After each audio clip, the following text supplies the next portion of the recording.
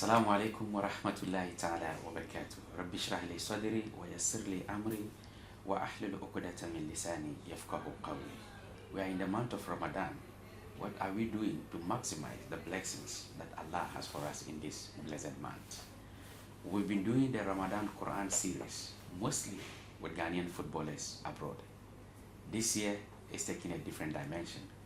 We are speaking to some of the top personalities in our country, how they went through their Makaranta days, the memories that they have to share with us, and then what it has been able to impact on them in their current lives. I have a very important personality today to discuss these matters with. But before I do that, I will take a quick break. When I return, I will introduce to you my guest, and then we get talking.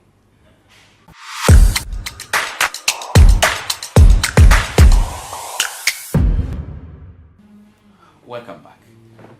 The gentleman I'm speaking to today is the Member of Parliament for Tamale Central, Honorable Murtala Mohammed. Honorable, Assalamu alaikum. Wa alaikum salam wa rahmatullahi wa barakatuh. I prefer comrade actually. So you prefer comrade? Comrade Murtala. Well, the big personality I'm speaking to, you heard from his own mouth. I'm speaking to Comrade Murtala. Comrade, Ramadan Mubarak. Ramadan Kareem. Most of the times when we journalists are speaking to top personalities like you, we look at your educational background, how you made it in life, the challenges you went through. But this time around, because we are in the blessed month of Ramadan, we want to look at it from the, Makaranta perspective, how you grew up in Zongo and what it has impacted on your life. So let's start with where were you born, and what were some of the greatest memories you can recall in growing up? Well, I was born in Tamale. Bismillahirrahmanirrahim.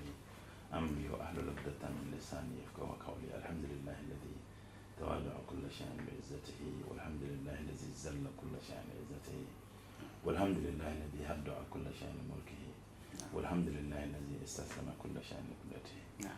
I was born in Tamale to an imam, a businessman, a farmer, and everything called Al-Haji Ibrahim Muhammad.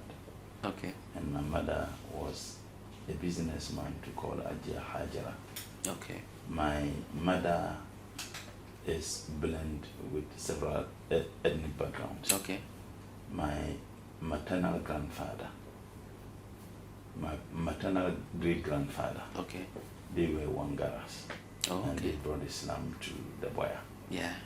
And my great-grandfather married Gunja woman, gave birth to children. Then when he wanted to marry my grandfather's mother, married my grandfather's mother, who was at the Gumba from a place called Tolong Chifoyele. Okay.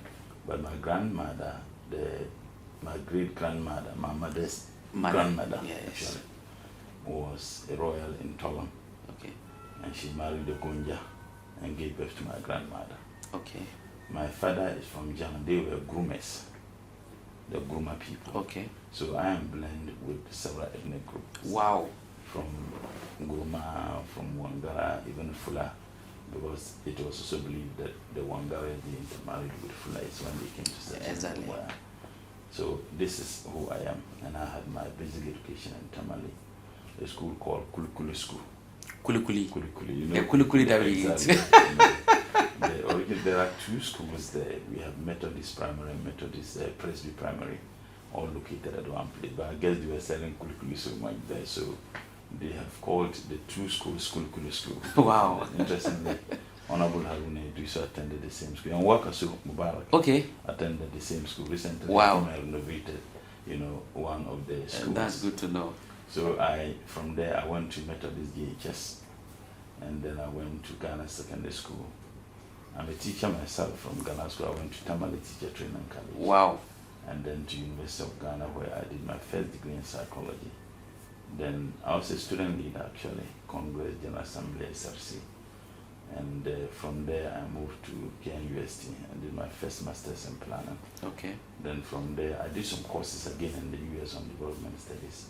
Then I came back to do another master's in international relations and diplomatic practice at Lagos. Okay. After which I did my LLB, and Alhamdulillah, I just finished my PhD. I'm waiting for my viva at the Allahu Akbar. Political Science Department of the University of Ghana. Congratulations. Alhamdulillah. So on the issue of Makaranta, my dad was a very close friend to Afajura, the one who started Al Sunnah. Yes, in yes. And Ambaria. But Ambaria actually started in our house.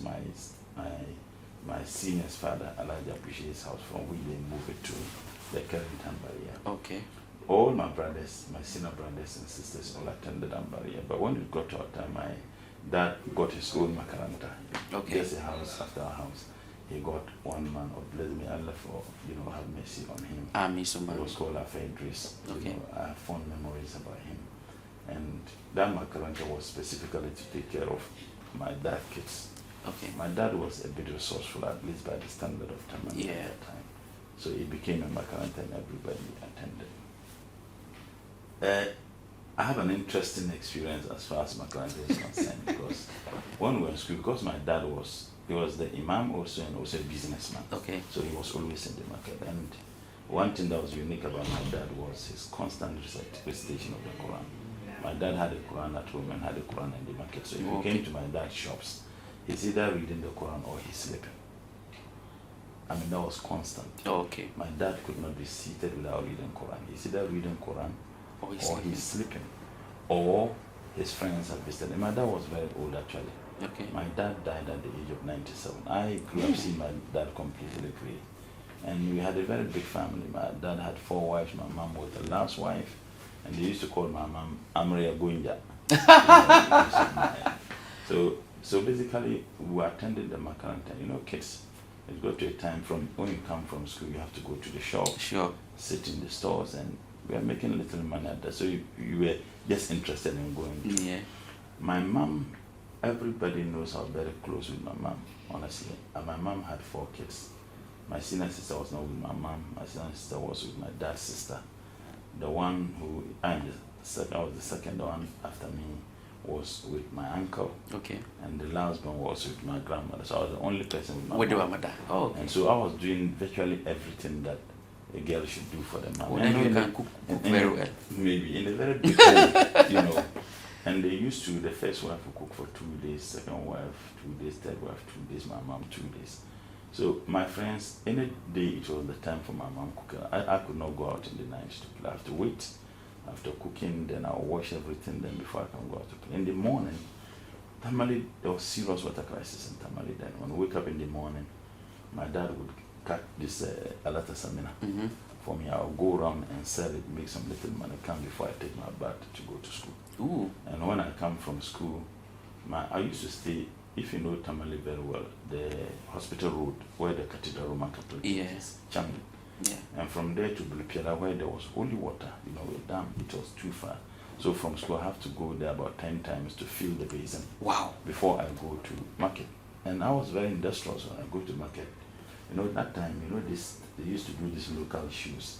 They use the tires of vehicles. Yes. So when they slice at our place we call it abongo. Goat. So when they slice the residuals of it, I'll take it to bar stop and be selling, so I'll make some little money. So when it was time for my mom cooking, I'll go home, start the preparation before my mom comes. And when they finished, when all my colleagues were out playing, I was waiting.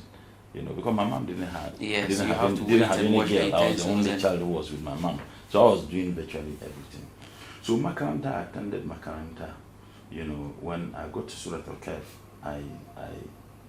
I decided not to go again. And this was a Makaranta my dad did for us. So my dad didn't know I wasn't attending a Makaranta.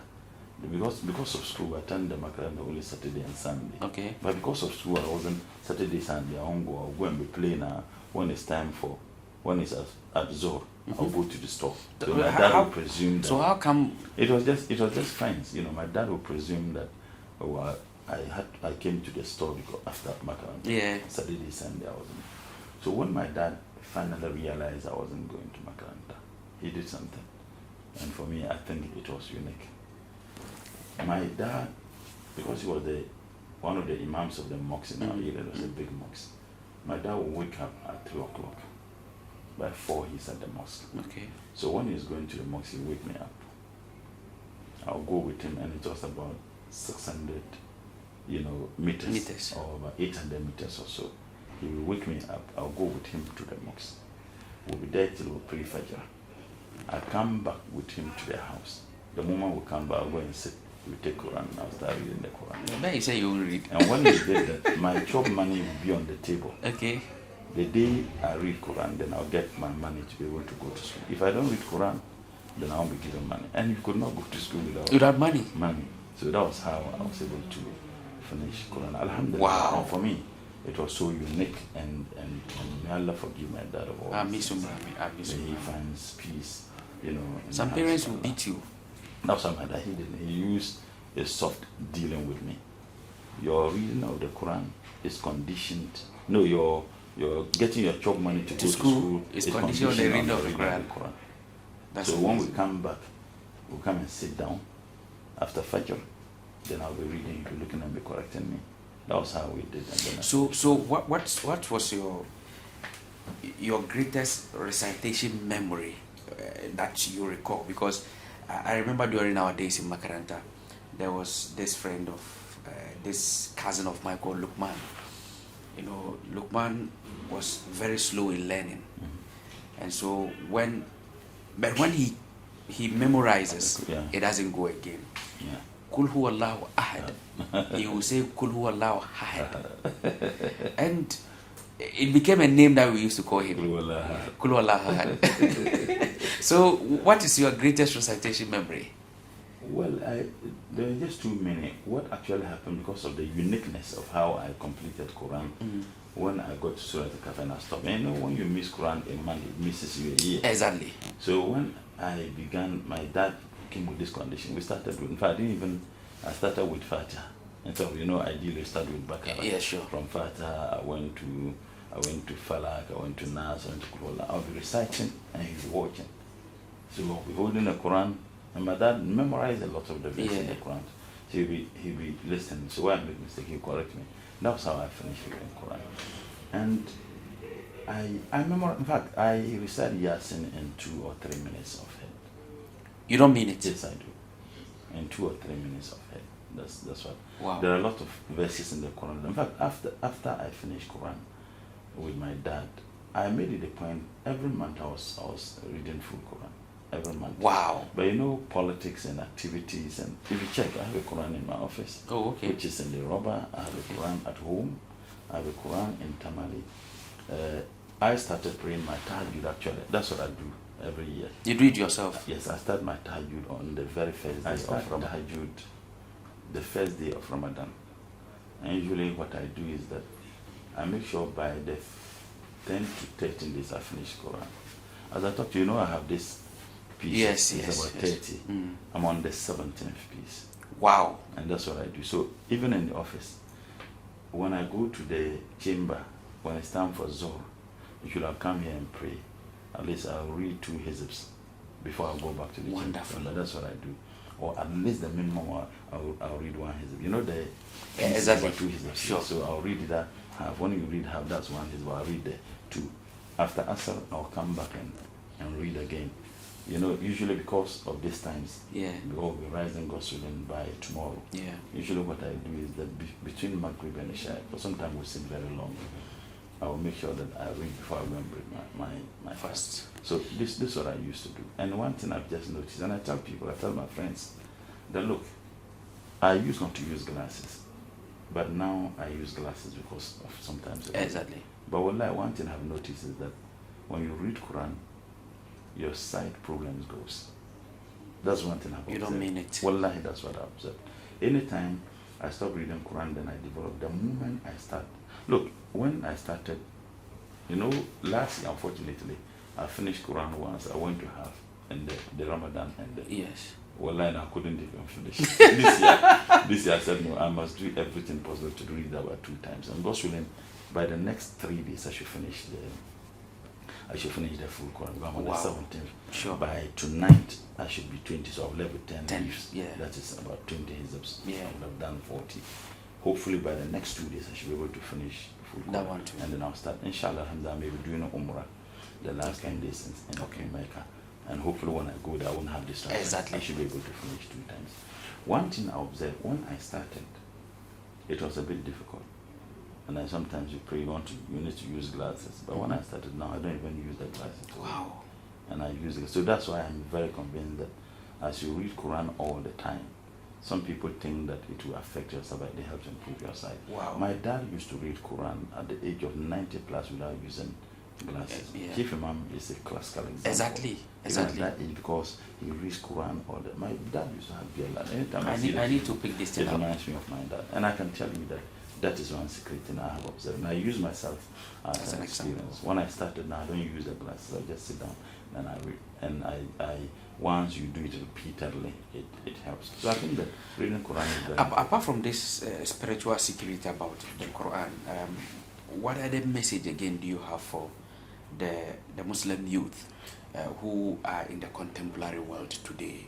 The internet is taking our time, social media, a whole lot. What message do you have them in relation to the Quran? The internet and social media is a double-edged sword. You can use it for ibadah. You can also use it for sinning. I mean, that's one thing I have seen. I go on internet often, particularly in the night. I go on YouTube, and I watch a lot of, scholarly, Islamic scholarly preachings and things. Even TikTok, but I don't use my real name actually. Yeah. Then I go there, and there are a lot of information and education that you get on such platforms. Yeah. So it depends on how you use it. Look, the confidence I'm a Muslim, wallahi, a very proud Muslim. I have decided and I've chosen Islam for myself. Most of us were born into Islam, but as you grow, you begin to appreciate that very well. I don't have any fear to demonstrate my Muslimness. That is who I am. That defines me. Exactly. I remember when I attended the program, then I was the Secretary General of the All Africa Students. Okay. I went to Ilmenau in Germany. Yeah. In Germany. When I went there, I saw these Turkish student leaders who were in the uniqueness. Yes. And I saw them and I approached them and introduced myself to them. And we bonded because we're all Muslims. And any time it was time for prayer, and we're in groups, if you know how Exactly. student leadership, then I'll go out and pray, and people were shocked. There was one Algerian lady among us. First day I went out and prayed and came back. Second day I went out and prayed. There was a day I went out to pray and then she came on and she saw me. She said, "Are you a Muslim?" And I said, "Yes." That she's been wanting to pray, but she was scared. Wow. Yes. And I did it. What I did it sometimes radically. I did it in an open. Sure. And then one, she decided to. So follow individual differences. Yeah, So exactly. any time I was going to pray, we would go. And I used it Turkish lady because I introduced myself to them and they knew I was a Muslim by practice. We were going to take lunch and we had a very big hall. Yeah. So I entered and I took a plate. They were just serving. I got to a place. They were just serving. No, it was pork. I didn't know. Mm-hmm. Those Turkish ladies, student leaders, they saw there and they ran and shouted. I That- said, "No, I shouldn't take that. yeah. It was pork." But if I never made them understand I was a You would Muslim, have taken it.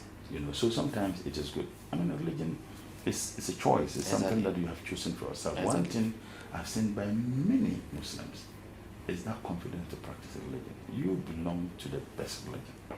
So why would you be afraid to demonstrate? Absolutely. Why would you be afraid to? You are who you are, and peer influence is most often the case. Sure. So my advice to our brothers and sisters, and particularly reading the Quran, take your religion serious. You are a Muslim. If you decide not to be a Muslim, that's your choice. Exactly. But once you are a Muslim, at least to the best of your ability, practice it. To the best of your ability. I mean, Sure. we can't be perfect. We all commit sins, and we pray to Allah to forgive us. Exactly. Allah is so forgiving that the sin that you know is a sin you are committing, and then you still pray and then He will forgive you. Exactly. But we should do our possible best, at least to be reading to the be Quran. perfect. You can't be Exactly. perfect. And reading the Quran is very, very important. Look, I tell you one thing. I have never prayed for something from Allah reading the Quran, and I haven't had it.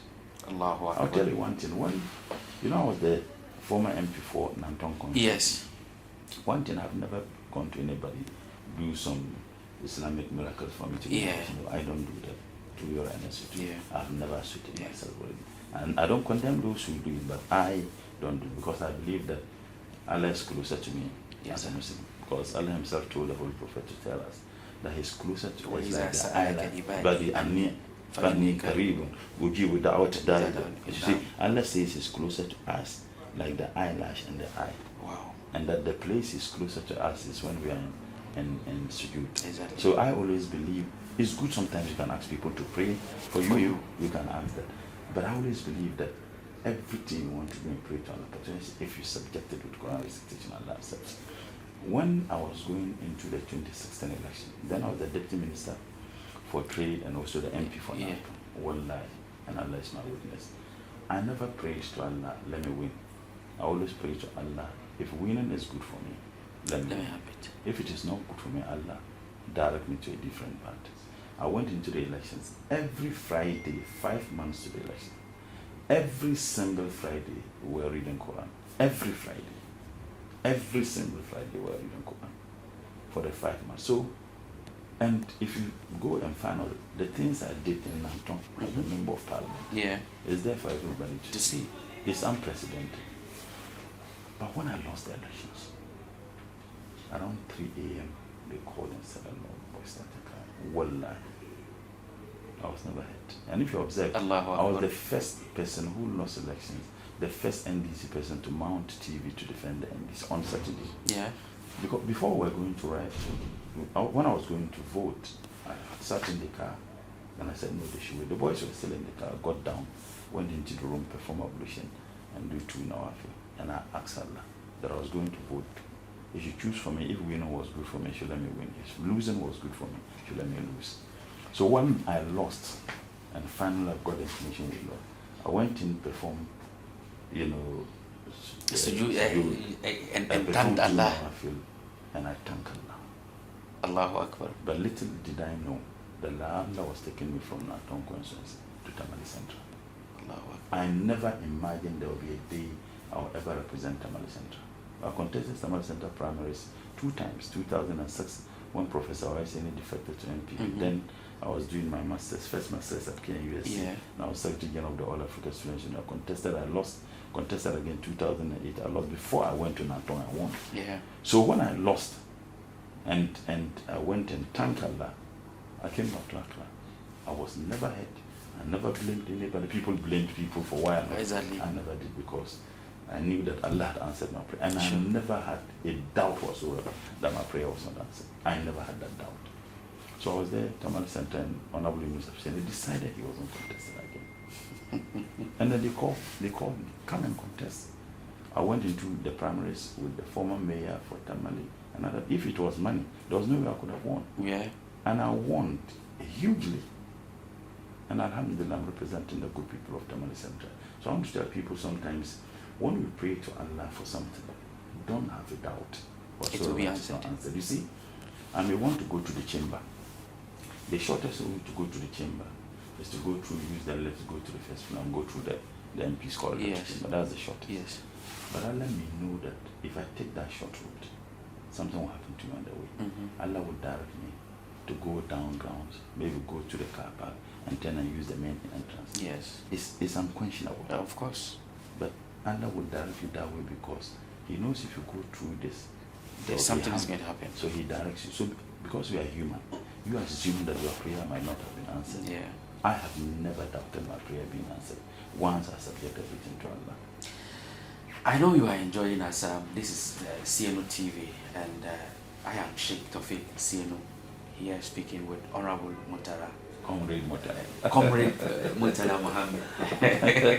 He says he prefers the comrade instead of the honorable. So Comrade Murtala Mohammed, I know you are enjoying it, and these are lessons for all of us, especially the Muslim youth listening to Comrade. Before we go, Comrade will recite a bit of his best surah in the Quran. My best surah was Surah Al-Insan, until my little boy moved me from Surah Al-Insan to Surah Al-Bayyinah. He loves the surah so much that I developed love for the surah. It was one of the most difficult surahs in the Quran for me. Surah Al-Bayyinah, because of the Inna Ladina Kafaru and the Inna Lazina Amanu. So I was struggling with it. But this little boy gave me a short route. I was leading prayer. Sometimes I lead prayer with my friends. And I recited Surah Al-Bayna. And there was this guy, Sheikh Usman. I said, look, I'm so impressed because it's difficult to recite it. Yes. You mix up the two if you do. Exactly. Exactly. So I remember once I asked my father. My father also was a religious leader in Asante Bekwai, and my big brother, Imam Abdullah, late, may Allah be pleased with him, he was the Asante Bekwai chief imam for 40 years. But I never heard him recite Surah Al-Bayyinah in Salah. So once I asked him, do you know what he told me? Yes. He told me to go and try it. So Honorable will be reciting his best surah to us as we bring the curtain to an end. I believe you have enjoyed our conversation and you will be inspired. The Quran is a medicine. Allah has said that whatever ailment, whatever challenge that comes our way, we should run to the Quran. And Honorable is a testimony. So Honorable, which is your best surah in the Quran? I don't even know, but maybe I'll recite Yasin because I recite Yasin a lot. And which? I remember someone told me that I went to, that was in 2015, at the Hajj village. One sheikh, maybe he may watch it from Kumasi. I was going to pray Zohar at the Hajj village. He approached me and said, you recite Yasin a lot? I said, yes. I reduce your recitation of Yasin. Wow. And I said, why? I watch you on TV. You are so hot-headed. Sometimes when you recite Yasin to me, that's what it makes you. He told me this. I used to recite Yasin at least 9 times every day. 9? 9 times every day. 9 times every day. And then when he said that, I reduced it actually. Oh, no, you should have been a soldier. And which surah, gave you a tough time in the Quran when you were memorizing it? Which surah is that? I can't remember. But to be very honest, I like Doha. Surah Al-Doha. Okay. The reason is because of the message. Yeah. It gives hope. Yes. It tells you that Allah hasn't abandoned you. Exactly. When all hopes are lost. You just revert have to faith in Allah. And I like it because of my experiences, particularly when I lost my seat. Frankly speaking, some people have ruled me completely out. But with Allah, I never ruled myself out. Not Surah Al-Nisa? What do I? Or something else. But I will recite Surah Yasin, inshallah. Okay. So we will just be silent and listen to Honorable recite Surah Yasin for a very short time. أعوذ بالله من الشيطان الرجيم. بسم الله الرحمن الرحيم. ياسين والقرآن الحكيم إنك لمن المرسلين على صراط مستقيم تنزيل عزيز الرحيم لتنذر قوما ما أنذر آباؤهم فهم غافلون لك القول على أكثرهم فهم لا يؤمنون إنا جعلنا في أعناقهم أغلالا فهي إلى الأذقان فهم مقمحون وجعلنا من بين أيديهم سدا ومن خلفهم سدا وغشيناهم فهم لا يبصرون وسواء عليهم أنذرتهم أم لم تنذرهم لا يؤمنون إنما تنذر من اتبع ذكر وخشي الرحمن بالغيب فبشرهم بمغفرة وأجر كريم إنا نحن نحيي الموتى ونكتب ما قدموا